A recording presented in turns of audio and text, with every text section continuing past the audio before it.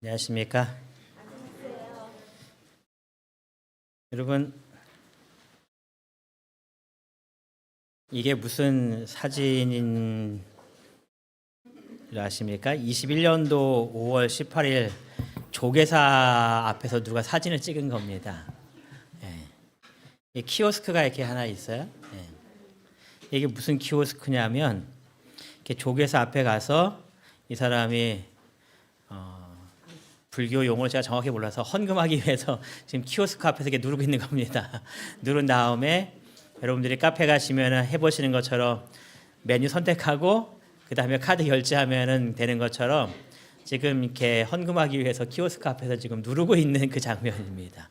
이게 그냥 연출한 사진이 아니라 진짜 2021년에 이것을 설치를 했고요.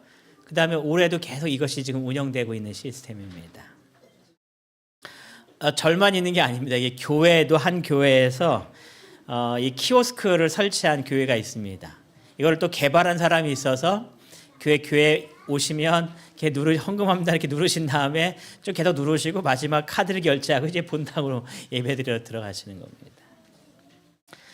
이런 키오스크가 어쩌면 이제 좀 시간이 지난 다음에 지금 저희들 세대에서는 저거 뭐야 이제 그럴 수 있는데 아마 시간이 더 지나서 젊은 세대들한테는 교회 앞에 들어오면 키오스크가 여러 대 있고 아마 누르고 이렇게 들어오는 시대가 있을지도 모르겠습니다.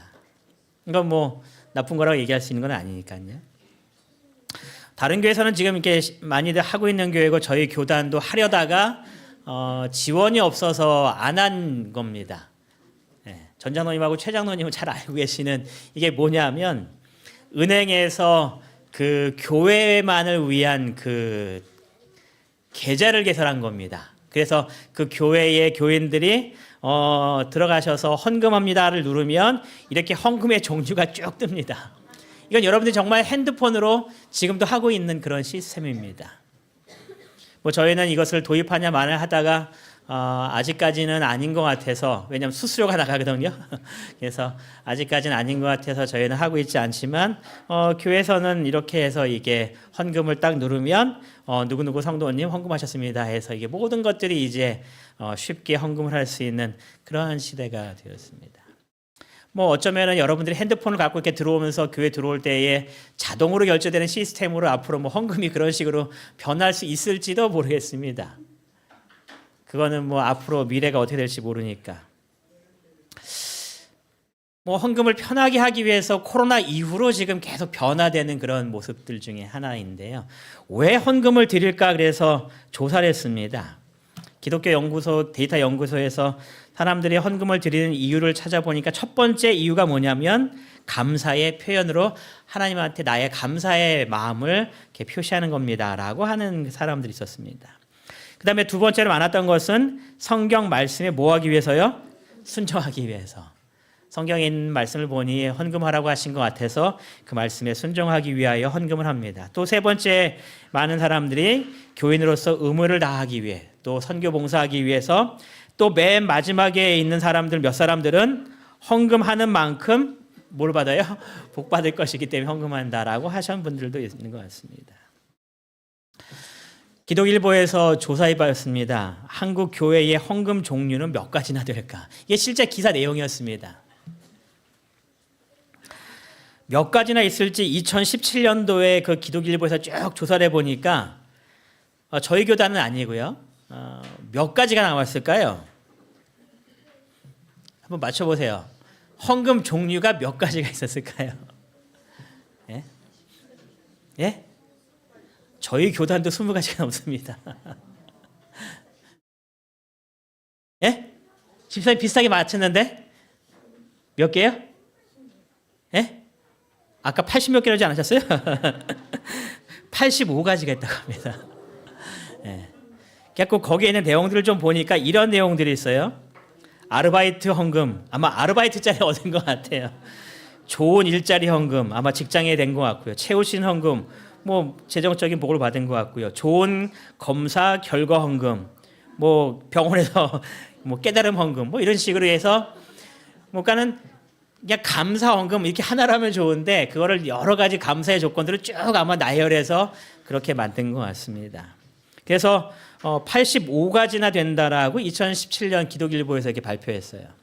그런데 또 다르게 개인적으로 쭉 찾아보신 분이 있는데 그분은 몇 가지라고 써었냐면은 135가지의 헌금이 있다라고 이야기합니다.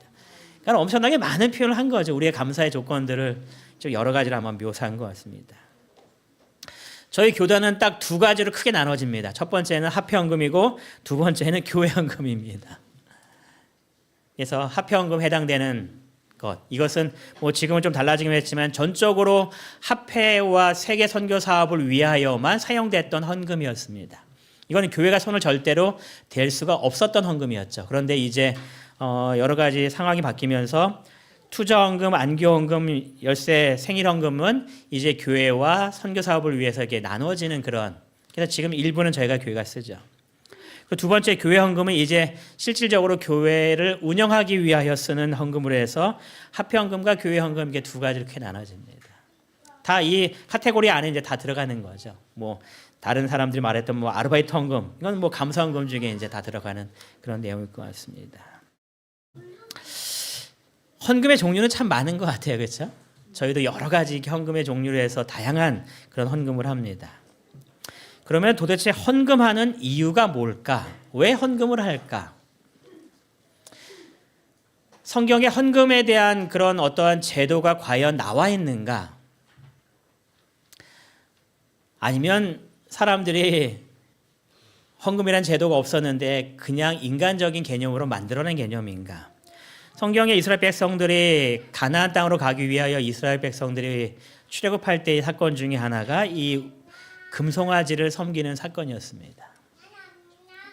모세가 하나님께로부터 이제 돌비에 새긴 십계명을 받기 위해서 40일 동안 이 시내산에 올라가 있는 가운데에서 너무 오랫동안 모세가 내려오지 않자 이스라엘 백성들이 금송아지를 만들었던 그러한 일이 있었습니다. 모세가 하나님의 진노하심을 듣고서 급히 내려옵니다. 내려와 봤더니 정말 어떤 일이 벌어지고 있는 거예요. 전혀 상상할 수 없었던 그런 일들이 지금 그들 가운데 벌어지고 있는 겁니다. 하나님이 아닌 금송아지를 섬기는 그러한 일들이 일어나는 겁니다.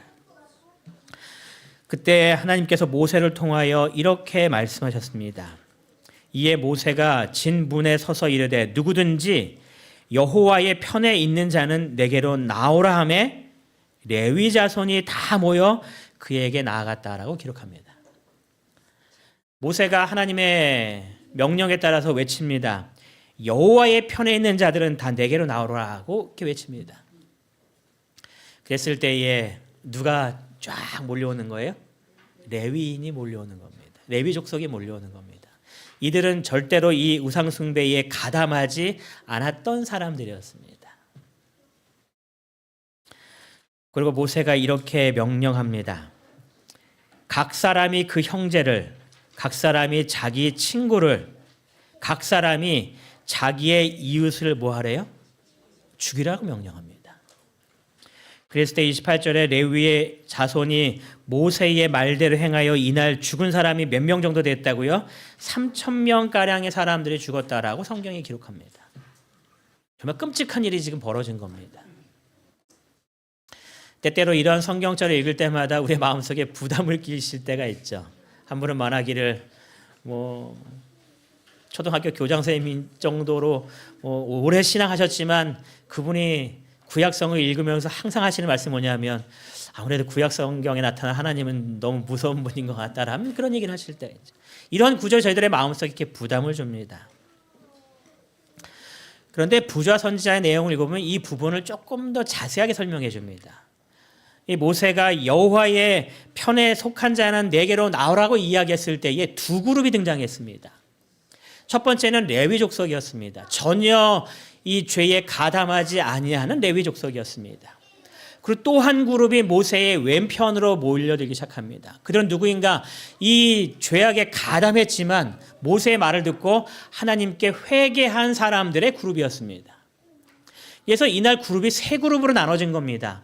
전혀 죄에 가담하지 않았던 레위 족속의 그룹과 죄에 가담했지만 회개한 또 다른 족속과 또 다른 무리들과 그 다음에 한 무리는 전혀 이 죄에 대해서 회개하지 않고 자신의 고집을 내세우는 그러한 무리들 세 그룹으로 나눠진 겁니다.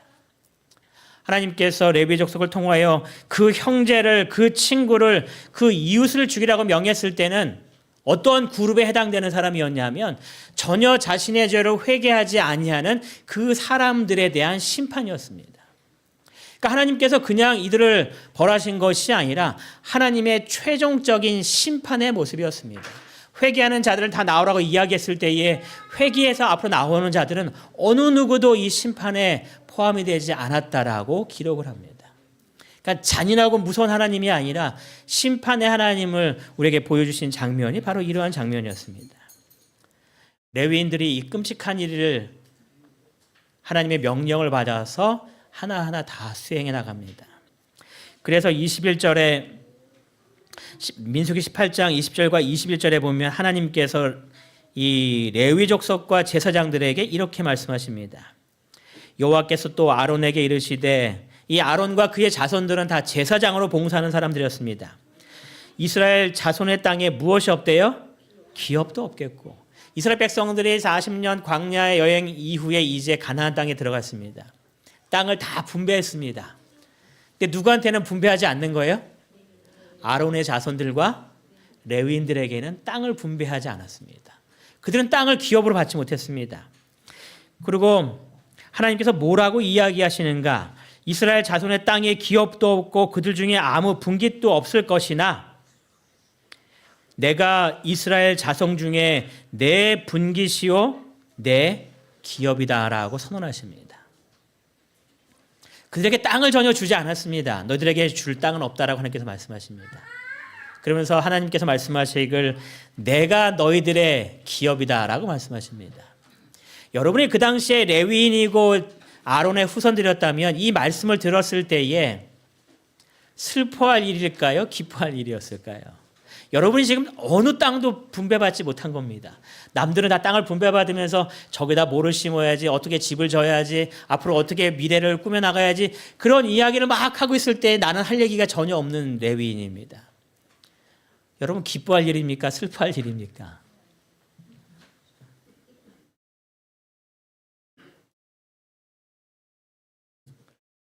그들에게는 기뻐할 일이었습니다. 왜냐하면 누가 기업이 되시는 거예요? 하나님께서 기업이라는 겁니다. 여러분 이 땅의 기업이 아닌 여호와께서 나에게 내가 너의 기업이라고 말씀하실 때에 하나님 앞에 감사할 수 있는 마음을 갖게 되시기 바랍니다.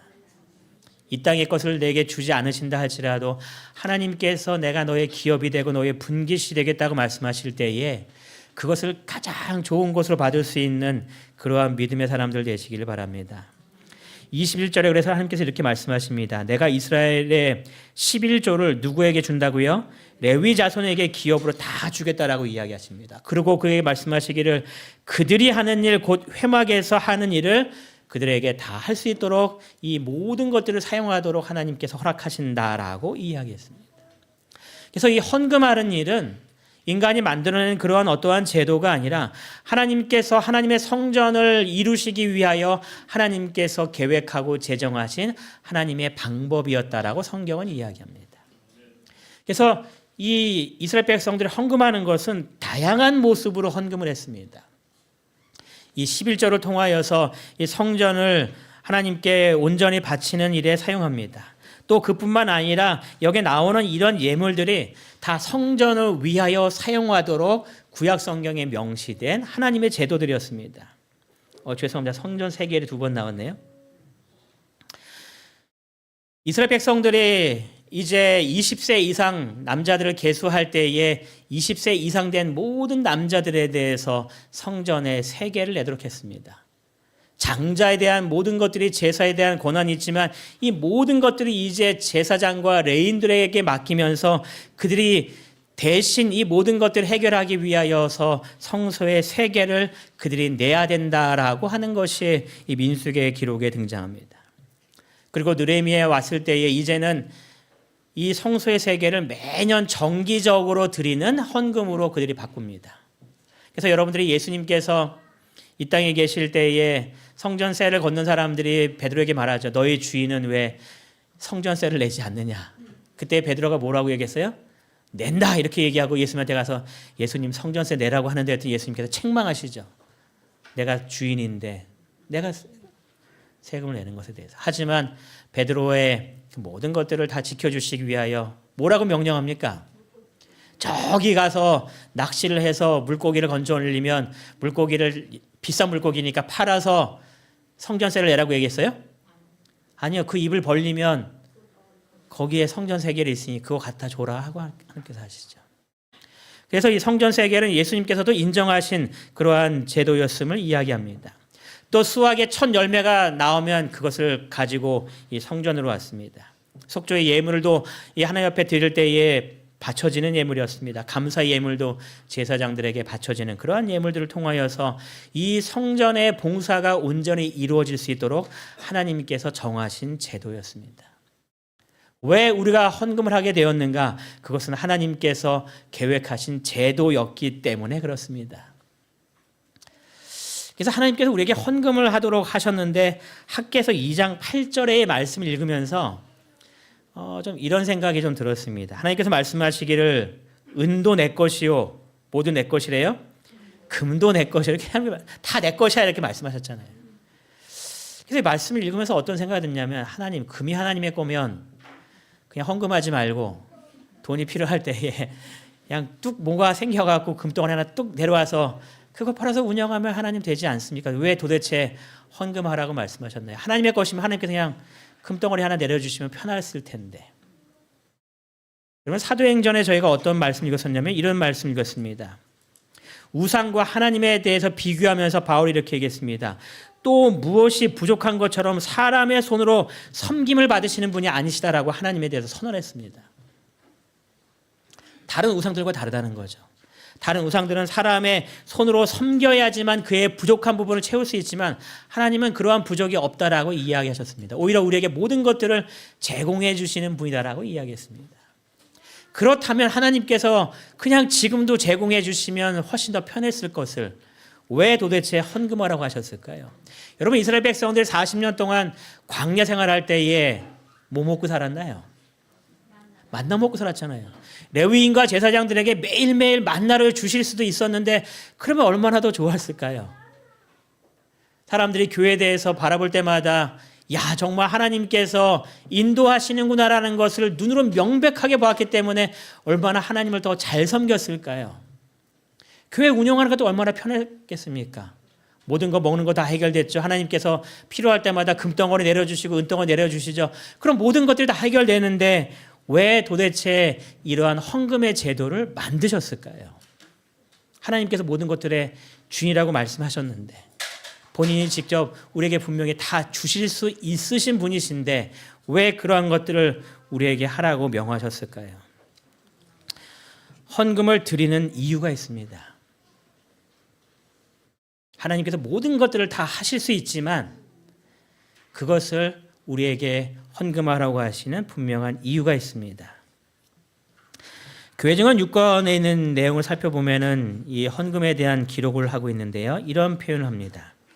주께서는 그분의 사업을 발전시키기 위하여 금과 은을 갖고 이 세상으로 오지 않으신다. 하나님께서 그분의 사업을 발전시키기 위하여 금과 은을 가지고 오실 수 있으시지만 그것을 가지고 오지 않으신다라고 이야기합니다. 하나님께서 가져오지 아니하시고 그러면 어떤 방법으로 일하시는가? 우리 같이 읽겠습니다. 그분께서는 시작. 그분께서는 사람들에게 재물을 공급하시며 그들의 예물과 헌금으로 그들이 그분의 사업을 발전시키도록 하신다. 하나님께서 우리에게 직접 내려주실 수 있지만 그렇게 하지 않으신다라고 말씀하시면서 어떻게 하실 것인가를 이렇게 말합니다. 그분께서는 누구에게요? 사람들에게 나에게 재물을 공급하시겠다라는 겁니다. 그래서 하나님께서 나에게 재물을 주셔서 그 재물을 통하여 하나님의 이 성전 사업이 이루어지도록 하나님께서 계획하셨다라고 지금 이야기하는 겁니다. 그래서 우리에게 헌금하라고 이야기했습니다. 하나님께서는 항상 사람을 통해서 일하셨습니다. 그래서 이런 말씀이 있잖아요. 여러분, 천사가 전도하는 게 더 효과적이겠습니까? 제가 전도하는 것이 더 효과적이겠습니까? 누가 더 효과적일까요? 당연히 천사가 하는 것이 더 효과적이겠죠. 더 놀라운 능력을 행할 수 있으니까요. 그런데 천사가 하면 저보다 몇 배, 수십 배 더 이 선교 사업이 잘 될 텐데 천사에게 맡기지 아니하시고 저한테 맡기셨다는 겁니다. 그것 때문에 수십 년이 흘러가고 수백 년이 흘러가고 수천 년이 흘러가는 그러한 시간들이 필요했지만 하나님께서 그럼에도 불구하고 그 사업을 나에게 맡기셨다는 겁니다. 왜 그러셨을까요? 더 빨리 이 모든 사업을 마치실 수 있는데 왜 인간에게 그 사업을 맡기셨을까요? 누구에게 축복되게 하기 위해서요? 인간에게 복을 주시기 위해 하나님께서 그렇게 계획하셨다라고 이야기합니다. 헌금 제도도 역시 마찬가지였습니다. 만일 남자나 여자나 간에 다른 영혼들에게 축복의 통로가 되고자 하면 주께서는 그 통로를 어떻게 한다고요? 가득 차게 하실 것이다 라고 약속하고 있습니다. 내가 축복의 통로가 되기를 원해서 하나님께 간절히 기도하고 있다면, 또 그러한 마음으로 주님께 나아가고 있다면 하나님께서 분명히 아까 기록하기를 사람에게 그 재물을 주셔서 하나님의 사업을 하게 하신 그 목적이 이루어지도록 하시기 위하여 나에게 수많은 재물을 주셔서 그 재물을 통하여서 축복의 통로가 하나님의 사업에 사용될 수 있도록 하나님께서 이루신다라는 약속입니다. 여러분, 나를 통하여 그 모든 것들이 이루어진다는 이야기는 누가 복을 받고 있는 걸까요? 지금 내가 복을 받는 겁니다. 하나님께서 여러분들에게 재정적인 더 많은 축복을 주시기 위하여 계획한 것이 어떠한 제도라는 거예요? 헌금 제도라는 겁니다. 하나님께서 모든 것들을 하실 수 있지만 인간이 더 행복하고 복된 삶을 살기를 원하신 겁니다. 그래서 하나님께서 나를 통하여 그 모든 일이 이루어질 수 있도록 하시기 위하여 하나님께서 나에게 그 사명을 맡기시고 그 일을 하도록 우리를 부르셨다라고 기록을 하는 겁니다. 여러분, 이 말씀대로 축복의 통로가 되기로 크게 결심하게 되시길 바랍니다. 여러분의 통로가 작으면 얼마만큼 축복이 임하는 걸까요? 작게 임하는 겁니다. 여러분이 그 축복의 통로를 크게 해서 더 많은 하나님의 사업을 하기 위하여 간절히 기도한다면 여러분의 축복의 통로가 더 커지는 겁니다. 그럼 여러분들에게 하나님의 그 축복이 임할 수 있도록 분명히 약속하시기를 주께서 그 통로를 가득 차게 하실 거라는 이 분명한 약속이 여러분의 삶 속에 이루어짐을 꼭 기억하게 되시기를 바랍니다. 또 이러한 약속이 있습니다. 그 다음 구절에 보니까 이렇게 기록해요. 하나님께 그분의 것을 돌려드리는 것 때문에 사람이 모해지지 않는데요? 가난하게 되지 않는다. 여러분, 재정적인 부담과 염려와 걱정으로 우리의 마음이 연약해지지 않게 되시기 바랍니다. 분명한 약속이 있습니다. 그것 때문에 결코 사람이 가난해지지 않는다라는 겁니다. 왜냐하면 하나님께서 그 축복의 통로를 채워주실 것이기 때문에 결코 그러한 일은 일어나지 않는다라고 약속하고 있습니다. 여러분, 선지자를 신뢰하게 되시기 바랍니다. 말씀을 분명히 붙드셔서 말씀대로 순종함으로 하나님께서 사람을 통하여 일을 하시고 그 사람에게 복을 주고자 원하시는 하나님의 놀라운 축복을 우리들의 삶 속에 누리게 되시는 모든 이무동교회 성도님들 되시기를 간절히 바랍니다. 두 번째, 헌물을 드리는 이유에 대해서 우리가 신명기서에 있는 말씀을 좀 찾아볼 필요성이 있는데요. 하나님의 염려가 있었습니다. 이스라엘 백성들을 이제 가나안 땅으로 인도하셔서 살게 하실 텐데 이스라엘 백성들이 가나안 땅에 정착하면서 혹시나 하는 하나님의 염려가 있었습니다. 12절에 이렇게 말합니다. 내가 먹어서 배부르고 아름다운 집을 짓고 거주하게 되며 내 소와 내 양이 번성하며 은금이 증식되어 내 소유가 풍부해질 때에, 참 좋은 일이죠. 우리가 항상 마음속에 품을 때에 이런 일이 내 삶 속에 이루어지길 바라잖아요. 근데 하나님께서 14절부터 걱정하시는 겁니다. 그렇게 될 때에 내 마음이 교만하여 내 하나님 여호와를 뭐 할까요? 잊어버릴까 염려한다. 왜냐하면 오랜 시간 동안 수많은 사람들이 이런 모든 것들이 풍부해질 때마다 하나님을 잊어버리는 일들이 계속 반복되어 왔기 때문에 그렇습니다. 근데 왜 하나님을 잊어버릴까요? 이런 모든 것들이 풍부해졌기 때문에 하나님을 잊어버리는 이유가 무엇인가? 17절에 이렇게 이야기합니다. 같이 읽겠습니다. 그러나 시작. 그러나 내 마음에 이르기를 내 능력과 내 손의 힘으로 내가 이 재물을 얻었다 말할 것이라.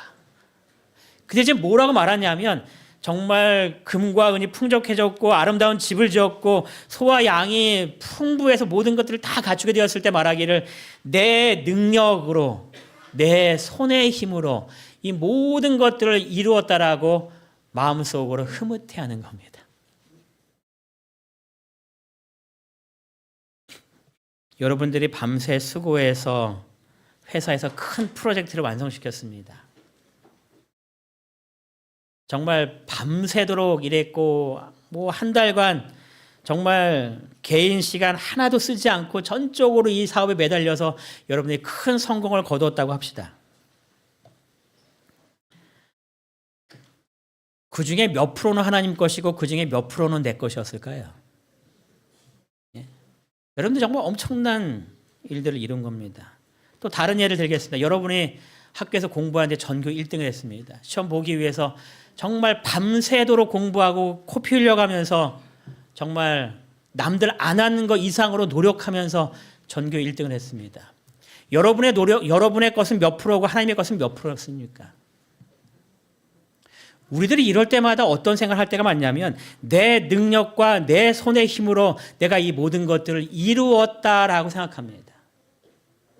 제가 전에 한번 말씀드렸죠. 한 분이 저한테 말하기를 목사님 저는 요번에 은퇴 자금으로 받은 거 11금 못 내겠습니다. 이렇게 얘기해요. 뭐 받았는지 안 받았는지 모르는데 본인 이제 스스로 뭔가 찔린 겁니다. 뭐라고 얘기할 수가 없어갖고 뭐 제가 개인적으로 안 지도 얼마 안 됐고 근데 뭐라고 얘기하는가 그 다음에 하는 말이 그분이 탄광에서 일하시는 분인데 일하셨던 분인데 우리 말하기를 내 목숨값입니다 이렇게 얘기하는 겁니다. 그 말이 틀린 말은 아닌 것 같긴 해요. 왜냐하면 그 탄광에 내려가서 이렇게 일하는 것이 정말 위험하잖아요. 뭐 어렸을 때 보면 뭐 갱도가 무너졌고 뭐 그런 뉴스들 많이 있었잖아요. 그러면서 그분이 이제 평생 거기서 일한 겁니다. 그러면서 그 퇴직금을 받았을 때 하는 말이 이것은 내 피값입니다. 목숨값입니다. 이분의 것은 몇 프로고 하나님의 하신 일은 몇 프로입니까? 여러분, 여러분의 삶 속에 무언가를 이루었을 때에 여러분은 몇 프로가 하나님께서 내게 주신 은혜고 몇 프로가 내가 만든 작품이라고 생각하십니까? 여러분 100% 하나님의 것이라고 인정하시기 바랍니다. 지금 염려했던 것이 이거였죠. 내 능력과 내 손의 힘으로 이 모든 것들을 이뤘다라는 그런 마음이었습니다. 그 마음 때문에 어떤 일이 벌어지는 거예요? 14절에 내 마음이 교만하여 내 하나님 여호와를 뭐 한 거예요? 잊어버린 겁니다. 왜냐하면 내가 이뤄놓은 것이 있기 때문에 이제는 하나님 없어도 이 부분은 어떠한 부분이에요? 내가 할 수 있는 부분입니다. 더 많은 것들을 이루기 위해서 그래서 뭐가 필요한 거예요? 하나님이 아닌 내가 더 필요한 겁니다. 왜냐하면 내가 이만큼 노력해서 이만큼 얻었기 때문에 더 많은 것들을 얻기 위해서는 하나님의 간섭이 아닌 내가 해야 될 필요성이 있다고 생각하는 겁니다. 그래서 내 마음이 교만하여 내 하나님을 잊어버렸다고 표현하는 겁니다. 더 많은 것들을 얻기 위하여 하나님께 나아가야 되는데 나는 점점 이 모든 것이 내 손의 힘으로 내 능력으로 이루었다라고 생각하기 때문에 그런 겁니다. 그래서 하나님께서 우리에게 주신 것이 바로 헌금의 제도였다는 겁니다. 신명기 8장 18절에 이렇게 말합니다. 내 하나님 여호와를 기억하라. 그가 내게 재물 얻을 능력을 주셨다. 그래서 이 헌금을 통하여 우리가 끊임없이 기억하는 것은 뭐냐면 나의 모든 것은 100% 하나님께서 내게 주신 것을 잊어버리지 않도록 하시기 위한 하나님의 계획이었습니다. 여러분의 헌금을 이렇게 준비해서 낼 때에 이 모든 것들이 다 누구 거라는 것을 기억해야 되는 거예요? 하나님의 것이라는 겁니다. 지금 내는 이 헌금뿐만 아니라 내가 현재 가지고 있는 내 모든 것들도 하나님께서 다 내게 주신 것이라는 것을 끊임없이 기억하라고 이야기하는 겁니다. 내가 노력해서 이만큼 얻었기 때문에 감사합니다. 하나님 도와줘서 이런 금액이 아니라는 겁니다.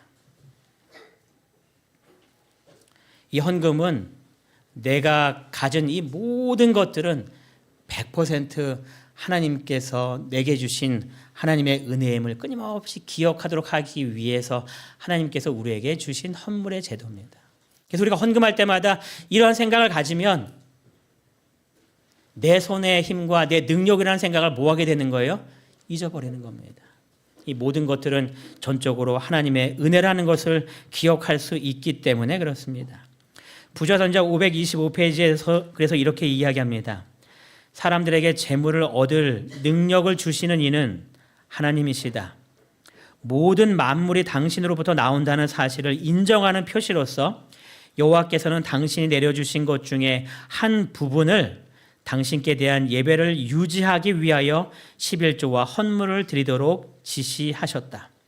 그래서 헌물의 이 목적은 모든 만물이 하나님께로부터 나온다는 것을 끊임없이 기억하도록 하기 위함이었습니다.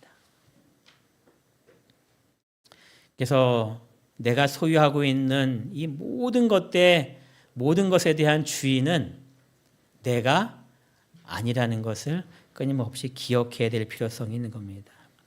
그래서 이렇게 이야기합니다. 11조와 헌물 제도는 사람들의 마음에 하나님은 당신의 피조물들에게 뭐래요?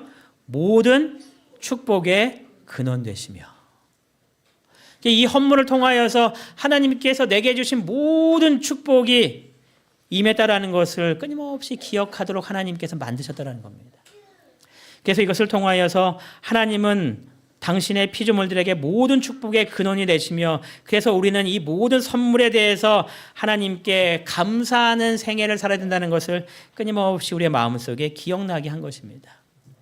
여러분, 이 헌물의 제도를 통하여서 이 모든 소유가 나의 것이 아니라 전적으로 하나님께서 내게 주신 것임을 항상 기억하셔서 우리의 마음속에 내 손과 내 힘으로라는 생각을 버리시고 전적으로 여호와만 바라보시는 우리 모두의 믿음의 삶이 되기를 간절히 바랍니다.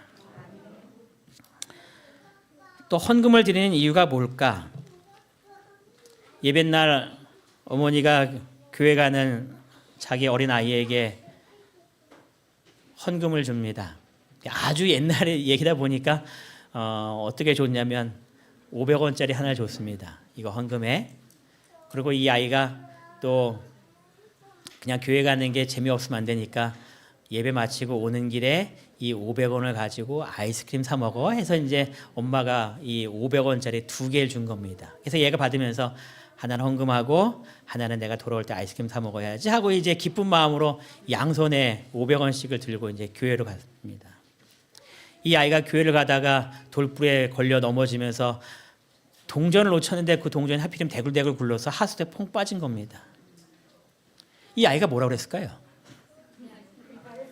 네? 이 아이가 뭐라고 그랬을까요? 이 아이가 이렇게 말했다고 합니다. 어떡하지? 헌금이 하수도에 빠졌네.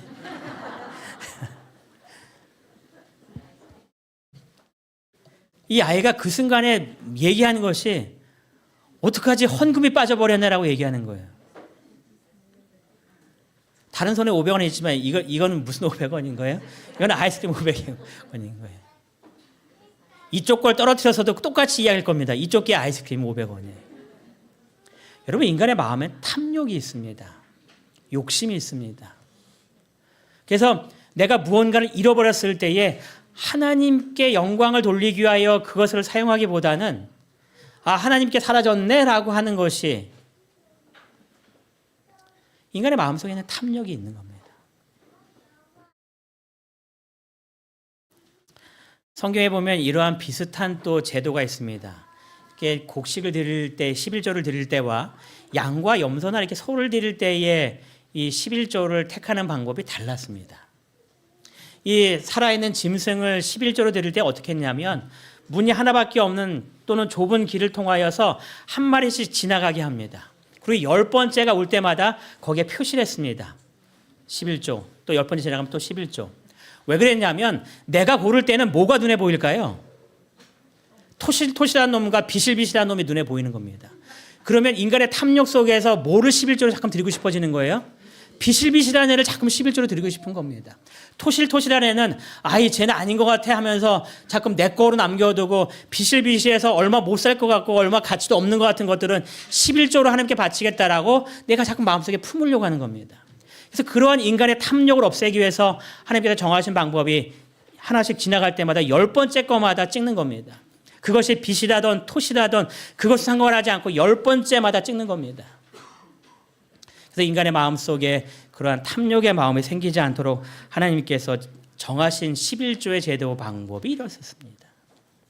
우리의 마음속에 있는 탐욕을 제거하기 위해서 교회 증언 3권에 보면 이렇게 기록합니다. 헌금 제도는 탐심이라는 큰 악을 방지하기 위해 세워졌다. 우리의 마음속에 이것을 주신 하나님이 아니라 하나님보다 내 당장 눈앞에 있는 무언가에 우리의 마음을 빼앗길 때가 더 많이 있기 때문에 그렇습니다.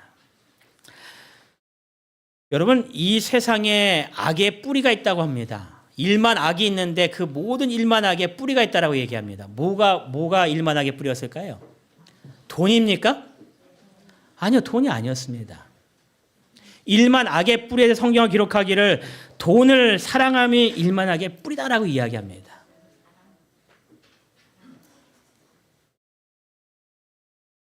우리의 마음속에 있는 돈을 사랑하는 마음입니다.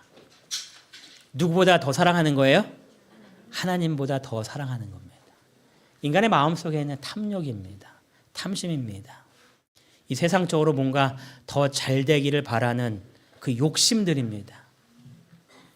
세상에서 잘되기 위하여 하나님께 나아가는 것이 아니라 더 세상으로 나아가야 된다라고 생각하는 인간의 욕심들입니다. 하나님을 벗어나서 잘된다 할지라도 지금 당장은 잘되기 위해서 벗어나야 한다라고 생각하는 것이 인간의 욕심들입니다. 그러한 것들을 제거하기 위하여 주신 것이 헌물제도라고 성경이 이야기하는 겁니다. 디모데후 3장 1절과 2절에 보면은 마지막 때에 고통하는 때가 이른다고 말씀하시면서 이 사람들의 모습을 보니까 자기를 사랑하며 또 뭘 사랑한대요? 돈을 사랑하며. 돈을 사랑하는 것은 말세의 징조고 우리를 고통스럽게 만드는 것임을 분명히 이야기합니다. 여러분이 가질 수 있는 모든 것들은 하나님께서 여러분에게 주시는 것임을 꼭 기억하시기 바랍니다. 여러분이 그것을 위하여 하나님께 간절히 기도하시는 겁니다. 하나님, 내가 축복의 통로가 되기 위하여 하나님 나의 재능을 바치니 하나님 나의 재능을 통하여 하나님의 큰 일을 이루어달라고 기도하시는 겁니다. 그때 하나님께서 여러분의 재능을 크게 사용하시는 겁니다. 여러분의 재정을 통하여 그 일을 원하실 때에 또 그렇게 기도하는 겁니다. 그럴 때 하나님께서 내게 재정의 축복을 주시는 거죠. 여러분이 여러분의 지혜를 통하여 뭔가 이루고 싶을 때에 하나님 저를 이 세상 최고의 지혜로운 사람으로 만들어달라고 기도하시기 바랍니다. 그래서 그거를 통하여 하나님의 일을 이루게끔 통로로 저를 사용해 주시라고 기도하는 겁니다. 그때 하나님께서 뭐라고 약속하시나라는 거예요? 통로를 가득 채워주시겠다고 약속하시는 겁니다. 그랬을 때 우리의 마음속에 탐심이 제거되는 겁니다. 그럼 우리가 이러한 마음으로 어떻게 헌금하면 좋을까? 헌금은 최선을 다해 드리는 겁니다. 우리가 오해하고 우리의 마음속에 자기의 편하게 해석하는 것 중에 하나가 두렙돈에 대한 이야기입니다. 한 과부가 하나님 앞에 헌금을 하는데 눈치를 보면서 헌금 바구니에 다가오질 못합니다. 그러다 아무도 쳐다보지 않을 때에 조용히 와서 헌금하라고 돌아가는데 예수님께서 그것을 보시고 이야기하면서 이 연이 정말 다른 모든 사람들보다 가장 많이 냈다고 하신 칭찬하시는 장면을 보면서 사람들이 두렙돈에 대해서 잘못 이야기할 때가 참으로 많습니다. 여러분, 두렙돈이 얼마냐 하면 이것이 정확한 금액을 따져볼 수 없지만 약 1,500원 정도라고 이야기를 해요. 1,500원. 여러분, 1,500원이면 큰 돈입니까? 작은 돈입니까? 지금 시세로 1,500원 얘기하는 거예요. 작은 돈이니까 큰 돈입니까? 작은 돈이죠, 그렇죠? 굉장히 작은 돈입니다. 그래서 말하기를 우리가 이렇게 말합니다. 적은 돈을 내도 하나님께서 기뻐하셔라고 이야기하실 때가 많습니다. 여러분, 그런데 이것은 작은 돈이었는가? 물론 단위로 비교하면 작은 돈이 분명히 맞습니다. 근데 성경 구절은 다르게 우리에게 묘사를 합니다. 누가복음 21장 4절에 이렇게 기록했습니다. 저들은 그 풍족한 중에서 헌금을 내었거니와 이 과부는 그 가난한 중에서 자기가 가지고 있는 생활비에 뭐래요? 전부를 넣었느니라. 가치가 달라지는 거죠. 가치가. 여러분, 저에게 10,000원이라는 돈은 그렇게 크지 않을 수 있어요. 그런데 서준이에게 10,000원이라는 돈은 어떨까요? 큰 돈이 될 수 있는. 대기업 회장에게 헌금 10,000원 내는 것은 정말 지극히 작은 돈일 수 있습니다. 여기서 중요한 것은 우리의 마음을 하나님께 드림에 있어서 우리가 나의 최상의 가치를 하나님 앞에 전부 드릴 수 있는 마음을 가지고 있느냐를 지금 묻고 있는 겁니다. 적은 예물 드려도 돼. 지금 그 얘기 하려고 하는 것이 아니라 나의 모든 것들을 드릴 만한 그 마음을 가지고 하나님께 드리고 있느냐를 지금 물어보시는 겁니다. 시대소망에 보니까 이러한 말씀이 있습니다. 그는 사랑하는 사업에 이 성전 사업을 위한 것을 이야기하는 겁니다. 그는 사랑하는 사업에 이 2푼을 드리기 위하여 뭐를 희생했대요? 자신의 음식을 희생하였다. 이 헌금을 내기 위하여 이 여인은 굶어야 하는 상황이었습니다. 근데 자신이 굶는다 할지라도 하나님께 헌금하는 것이 우선순위임을 이 여인은 기억하는 겁니다. 내 배를 채우지 않는다 할지라도 하나님의 사업을 위하여 내가 현재 가진 이것을 주님께 바쳐야 돼라는 이 마음이 이 여인의 마음이었다는 겁니다. 예수께서 그 마음 때문에 이 여인에게 칭찬하셨던 그러한 장면입니다. 여러분, 헌금은 적게 해도 돼 그 얘기를 하려고 하는 것이 아닙니다. 여러분의 최선을 다하여 하나님 앞에 꼭 헌금하게 되시길 바랍니다. 그것이 최선이 아니면 최선이 될 수 있도록 기도하시기 바랍니다. 내 마음속에 욕심을 사라지게 해달라고. 하나님께 바침에 있어서 이 여인처럼 나의 전부를 드릴 수 있는 이러한 마음으로 내가 하나님 앞에 나올 수 있도록 기도하시기 바랍니다. 근데 여러분, 이 여인이 이러한 믿음을 가진 수 있었던 것에 대해서 이렇게 그 뒤에 구절이 설명을 하고 있어요. 같이 한번 읽어보겠습니다. 그는 하늘에 계신 아버지께서 그의 큰 필요를 모른 채 하지 않으실 것을 믿고 믿음으로 이 일을 행하였다. 구주의 칭찬을 받은 것은 이 이기심 없는 정신과 어린 아이와 같은 믿음이었다. 이 여인의 마음속에 분명한 확신이 있었는데 그것은 뭐냐면 하늘에 계시는 아버지께서는 그의 큰 필요를 모른 채 하지 않으신다라는 분명한 믿음이었습니다. 이 여인이 이 2렙돈을 내므로 말미암아 내가 굶을 것이고 내가 한 끼를 굶게 될지 2끼를 굶게 될지 전혀 모르는 상황이었지만 그는 분명히 확신하기를 나의 이 큰 필요를 주님께서 결코 모른 채 하고 지나가지는 않으실 거야. 채워주실 거야라는 믿음으로 이 여인이 하나님 앞에 자신의 헌물을 드렸다라고 이야기하는 겁니다. 여러분, 이러한 믿음으로 나아가면 하나님께서 채워주실까요? 안 채워주실까요? 하나님께서 어떻게 안 채워줄 수 있겠습니까? 여러분이 축복의 통로가 되기 위하여 하나님 앞에 간절히 기도할 때에 하나님께서 여러분의 큰 필요를 결코 모른 채 하지 않으심을 꼭 기억하게 되시기 바랍니다. 헌금하는 두 번째 자세는요, 제가 어떻게 표현하면 좋을까 이렇게 표현하다가 그냥 좀 이렇게 표현했습니다. 내 거 드리는 것이 아니다. 여러분, 헌금할 때에 내 거 드리는 것이다라고 생각하시면 절대로 안 됩니다. 내 거 드리는 거 아닙니다. 누구 거 드리는 거예요? 하나님 거 하나님께 드리는 겁니다. 교단의 슬픈 일이긴 하지만 예전에 이제 교단에서 근무하면 11금 원천 징수를 했어요. 11금을 기관에서 다 빼갔습니다. 그러다 보니까 이거 좋지 않은 것 같아서 이제 바뀌면서 이제 자원에서 이제 11조 헌물을 하겠었는데 우리 이승근 장로님 계신데 좀 죄송하긴 하지만 간혹 가다가 아주 드문 경우인데 정년하시면서 소송을 걸습니다. 11조 다 내놔라. 내 돈을 강제로 뺏어갔다라고 이야기합니다. 뭐 서정원 앞에서 목회 관두고 1월교회로 개종한 그 김 누구누구 목사도 소송 걸어갖고 자기 거 다 빼갔어요. 자기 거로 생각하는 겁니다. 자기 거로. 여러분 헌물은 내 게 아닙니다. 누구 건 거예요? 하나님 겁니다. 교회에서 내가 헌물을 많이 했기 때문에 어깨에 힘들어갔을 때에 내 생각이 어떤 생각이 있는 거예요? 내 거 드렸다고 생각하기 때문에 그런 일이 생기는 겁니다. 헌물은 결코 내 거를 드리는 것이 아님을 기억하시기 바랍니다. 그래서 다윗이 이렇게 이야기했습니다. 같이 한번 읽겠습니다. 시작. 나와 내 백성이 무엇이기에 이처럼 즐거운 마음으로 드릴 힘이 있었나이까. 모든 것이 주께로 말미암아 싸우니 우리가 주의 손에서 받은 것으로 주께 드렸을 뿐이니이다. 다윗이 하나님께 성전 봉헌을 위해서 수많은 것들을 바친 것에 대해서 기록하면서 기도할 때 이렇게 기도한 겁니다. 어떻게 우리가 이렇게 즐거운 마음으로 이 많은 것을 드릴 수 있었습니까? 라고 말하면서 그가 하나님께 뭐라고 말하냐면 모든 것이 주께로 말미암아 싸우니 내가 소유하고 있는 모든 것들이 100% 다 누구에게 왔다라는 것을 그가 인정하는 거예요.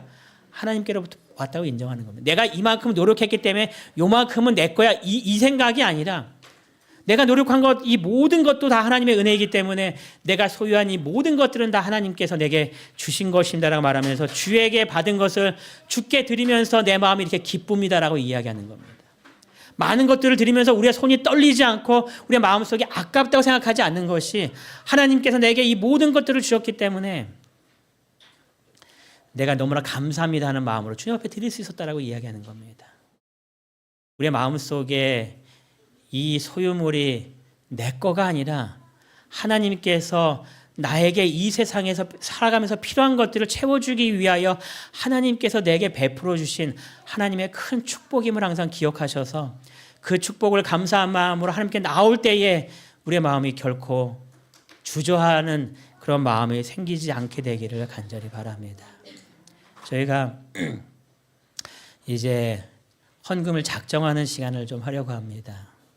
여러분의 마음속에 정말 내가 최상의 것을 하나님 앞에 드리고 있는가 기도하시고 내 이 모든 것들을 하나님 앞에 하나님의 사업을 위하여 2렙돈을 드렸던 이 가난한 과부의 여인의 마음을 우리의 마음 가운데 품으시면서 이 시간 작정의 표를 받으시고 거기에 작정하시고 작정이 끝난 다음에 저희가 함께 기도하고 이 예배의 시간을 마치려고 합니다.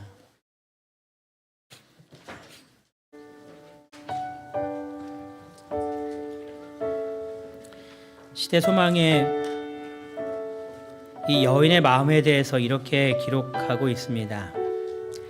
그 여자는 성전 봉사는 하나님의 명하신 것임을 믿었으며 성전을 유지하는데 그의 최선을 다하려고 애썼다. 그 여자는 그가 할 수 있는 것을 하였다라고 기록을 하고 있습니다.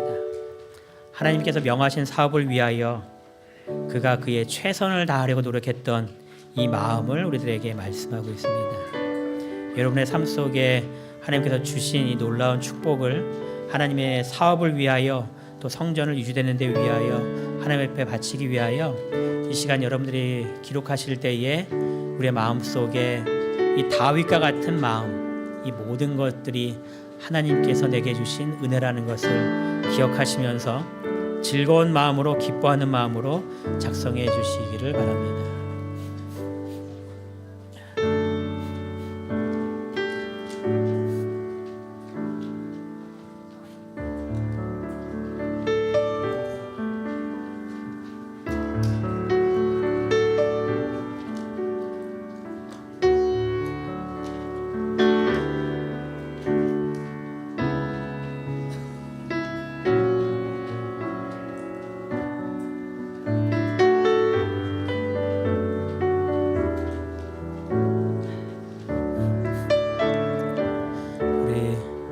집사님들께서는 헌금 바구니에 부족한 것들을 이렇게 모아서 앞으로 전달해 주시기 바랍니다.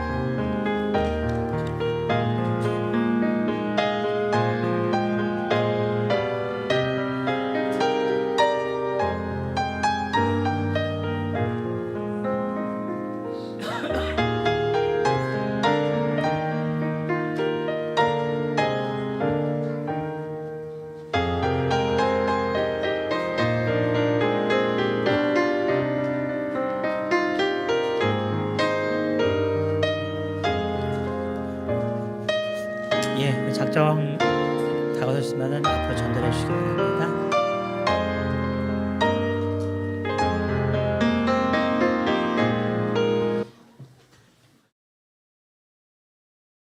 우리 이 헌금을 위해서 기도하고 예배를 바로 마치도록 하겠습니다. 저희를 사랑하신 하나님 아버지, 저희들의 마음 속에 주의 성전을 위하여 귀한 저희들의 마음을 바쳐 주님께 예물을 드릴 수 있도록 인도하여 주시니 감사를 드리옵나이다.